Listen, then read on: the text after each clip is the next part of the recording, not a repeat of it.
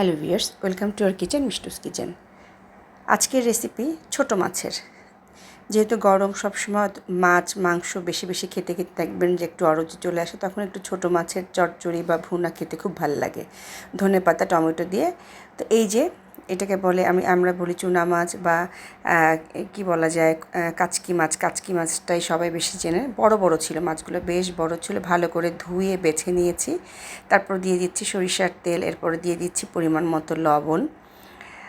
এখানে আধা কেজির মতো মানে 500 গ্রাম মাছ আছে। তারপর দিয়ে দিচ্ছি হলুদ, এরপরে দিয়ে দিব কিছু কাঁচামরিচ, দিব কিছু আবার গুঁড়া মরিচ দিয়ে দিলাম গুঁড়া মরিচ। এরপরে কিন্তু বেশ খানিকটা পেঁয়াজ দেব, বেশ পেঁয়াজ দেবে, প্রায় মাছের অর্ধেক পরিমাণ আমি পেঁয়াজ কুচি দেব। পেঁয়াজ কুচি দিয়ে দিচ্ছি। তারপরে দেব এখানে টমেটোটা আর ধনেপাতাটা এখানে দেবো না, আগে মাছটাকে ভালো করে মাখিয়ে নিই। সরিষার তেলে রান্নাটা করলে কিন্তু বেশ ভালো লাগে, নামানোর আগে একটু সরিষার তেল দিয়ে দেবেন, খুবই ভালো লাগবে দেখবেন। আবার এটার একটা টক রান্না করে সেটাও একটা সময় আমি দেখিয়ে দেবো। মাখিয়ে রাখলাম। তেলের মধ্যে আমি একটু কালো জিরা দিয়ে দিয়েছিলাম, আর কিছুই না, কালো জিরার ফ্লেভারটা ভালো লাগে, খেয়ে দেখবেন। তো আস্তে করে মাছটা সব দিয়ে দিলাম। দিয়ে কিন্তু খুব বেশি নাড়াচাড়া করবেন না। আজকে আমার হাতে ক্যামেরা ছিল, যার কারণে বারে বারে মুভ করছিলাম বা মুভ করছে ছবিগুলো। তো এভাবে দিয়ে মিডিয়াম জালে রেখেছি। এখন কিন্তু টমেটোগুলো আমি দিব। প্রথমে আমি কাঁচামরিচ দিচ্ছি, যে যেরকম ঝাল খান কাঁচামরিচ দিয়ে দেবেন। তারপর দিয়ে দিচ্ছি টমেটোগুলো, বেশ কিছু টমেটো দেব। দিয়ে মিডিয়াম জাল রাখবেন, খুব বেশি জাল দিলে কিন্তু পুড়ে যাবে, উপরেরগুলো কিন্তু সিদ্ধ হবে না। তো দেওয়ার পরে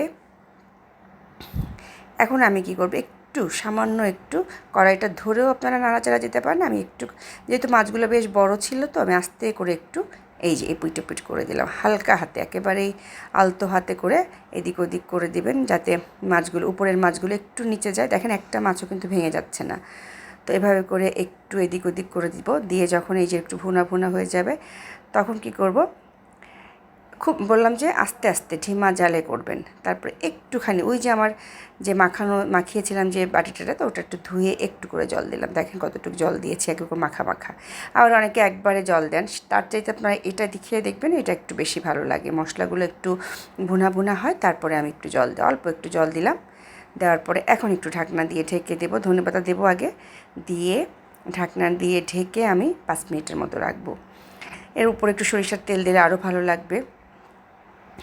আমি কিন্তু নামানোর আগে দিই, যারা সরিষার তেলের গন্ধটা পছন্দ করেন তারা দিবেন। এরকম রেখে ধিমা আছে 5-6 মিনিট রাখবেন, তারপর আস্তে করে এভাবে করে নামিয়ে নেবেন। দেখেন কত সুন্দর, একটা মাছ ভেঙেও যায়নি, কিছুই হয়নি। আর ডাল দিয়ে খেতে বা এমনি খেতে খুবই দারুণ হয় এই চুনা মাছ। তো ভালো লাগলে অবশ্যই লাইক দিবেন, কমেন্টস করবেন, শেয়ার এবং চ্যানেলটাকে সাবস্ক্রাইব করবেন। থ্যাংক ইউ সবাইকে।